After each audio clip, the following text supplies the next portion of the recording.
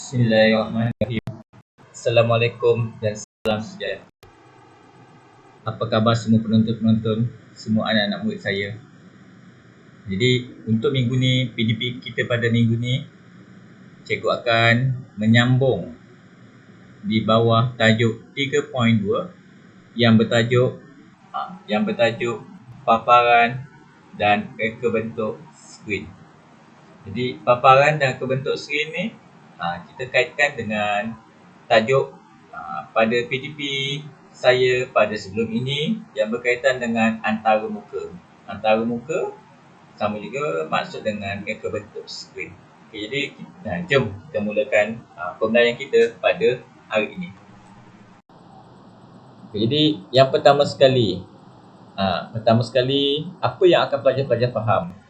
Okay, pertama sekali dapat membangunkan aplikasi berdasarkan prinsip asas reka bentuk yang interaktif, dan yang seterusnya dapat menilai produk interaktif berdasarkan tujuan dan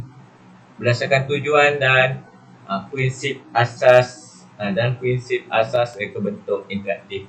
Jadi itu adalah tujuan pembelajaran kita pada minggu ini. Okey, jadi yang pertama kita melihat kepada pembinaan. Apakah tujuan kita membangunkan paparan dan reka bentuk skrin ini? Yang pertama jika kita lihat antara bidang yang memerlukan pembangunan reka bentuk, apakah bidang dia? Yang pertama, jadi maksudnya kat sini adalah nak bangunkan sesuatu reka bentuk, kita melihat pada bidang.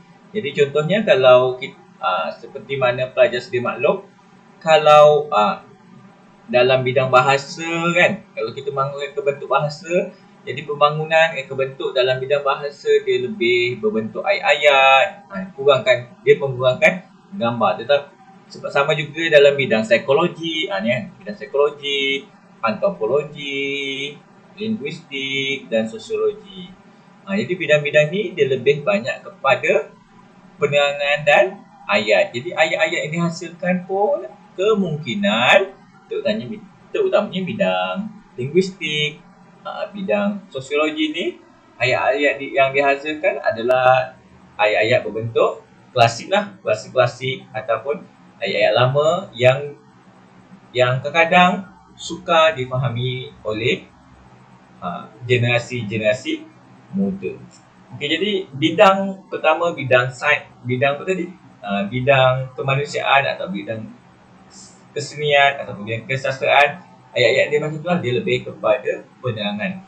Tetapi apabila kita membangunkan reka bentuk berdasarkan ataupun untuk tujuan elektrik dan komputer, perancangan grafik dan tipologi, ekonomi, jadi pembangunan grafik ataupun pembangunan reka bentuk di dalam bidang ini akan banyak melibatkan grafik, melibatkan gambar dan penerangan dia pada tahap minimum. Jadi maksudnya penerangan ataupun dia punya ayat adalah pada tahap minimum. Jadi maksudnya pelajar atau penonton-penonton perlu lebih menganalisis maklumat yang terdapat pada antarmuka tersebut. Itu yang ni, apakah bidang-bidang dia. Jadi impak, kita tengok yang sambung, impak perancangan antarmuka yang baik. Apakah kesan? Kesan dia yang baik, yang pertama kita tengok daripada segi kos. Kos macam mana? Kita kena setiap pembangun laman web ataupun pembangun antarmuka, dia akan berusaha untuk meminimumkan kos. Jadi kos yang dihasilkan perlu minimum, tetapi impak adalah maksimum. Jadi maksudnya kalau kita melakukan pembaziran pada pembangunan, pada kos, jadi kita punya kos akan meningkat. Jadi kalau tiada perancangan juga, kos meningkat tetapi impak yang dihasilkan tidak berada pada kualiti yang baik. Yang kedua, daripada segi keusahawanan. Daripada segi keusahawanan ataupun daripada segi bisnes kan.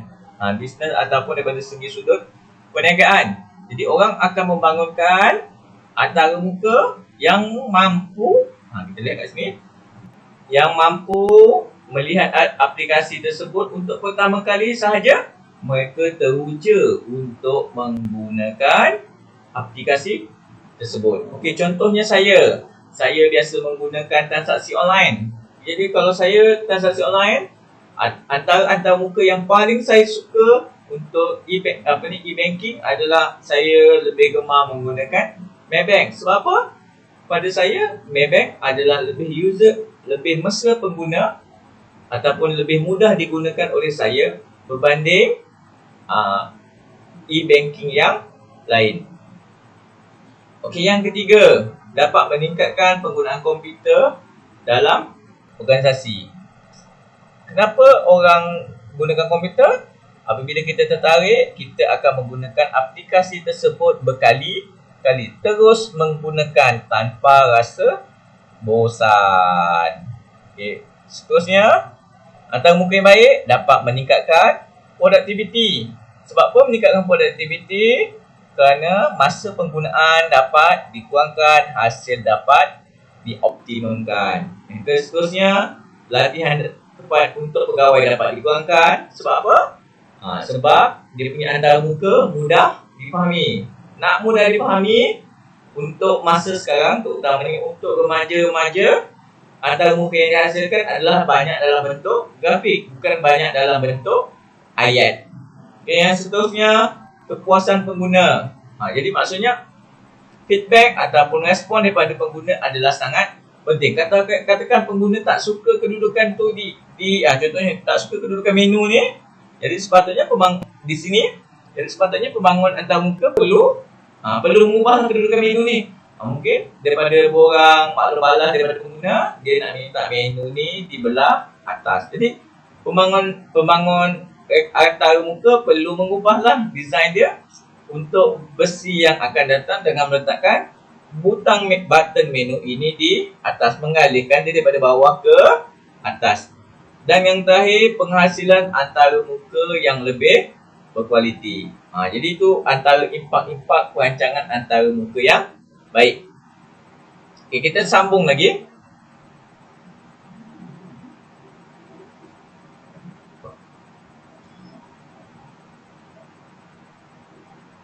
Okey, jadi ini latihan. Okey, latihan tadi kita dah ni lah.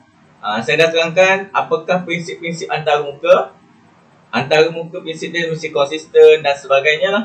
Okey, contohnya berdasarkan ni, kita nak buat BMI kan. Okay, contoh antarmuka yang baik. Okey, jadi contoh saya lukiskan sikit. Antarmuka yang baik. Ni kita nak bina antarmuka. Yang pertama, mesti ada tajuk lah. Nanti buat latihan dan serahkan kepada saya lah. Yang pertama ada tajuk kat sini. Tajuk dia apa? Tajuk kat sini, cara untuk mengira. Contoh kat sini, apa ni kat sini? Cara untuk membina BMI ataupun cara untuk mengira BMI. Kat sini lah tajuk dia boleh buat. Okay, lepas tu nak kira BMI mesti ada berat. Kat sini ada berat dan tinggi lah. Okey, kat sini ada berat. Berat. Okey, berat dan tinggi kan. Okey, berat dan tinggi. Lepas tu, prototype dia kat sini, biasa kat sini bawah sini kita ada button. Button untuk ni yang pertama button untuk calculate. Yang kedua ni button untuk clear, bahasa Melayu apa? Padam. Calculate ni kira padam dan exit. Tu antara contoh antarmuka yang simple lah. Kita ada button calculate, clear dan exit. Jadi dekat lepas tu di sebelah berat ni biasanya kita ada kotak lah. Kotak kan, kotak kosong untuk user ataupun untuk pengguna masukkan input dia. Okay, jadi ni sama macam calculator kan. Awak tengok calculator kat atas tu. Jadi calculator kat atas tu, jadi awak tekan 5 dia akan keluar 5 kan. Lepas tu kat sini 10 tak akan keluar 10. Lepas tu tekankan sama dengan dia. Darab dia, operasi dia. Jadi operasi dia semua nanti dia akan kira dekat sini. Tapi di belakang tabirnya ataupun di dalam pembangunan komputer, dia perlu memasukkan kod-kod programming lah. Jadi kod-kod programming tu saya akan sentuh nanti dalam bab yang seterusnya. Dekat button ni nanti ada kod-kod programming dia lah. Tetapi yang dinampak oleh pengguna adalah calculate, clear dan exit. Jadi saya rasa itu sahaja penerangan saya untuk minggu ni. Jadi semoga kita berjumpa lagi pada masa akan datang. Dan saya doakan semoga anak-anak murid saya berada dalam keadaan sihat, sejahtera dan dijauhi daripada wabak COVID-19.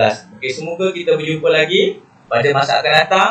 Dan saya doakan supaya anak-anak saya sihatlah apabila kita mengadakan kelas secara bersemuka. Okey, itu sahaja penerangan saya pada minggu ini. Assalamualaikum dan salam sejahtera.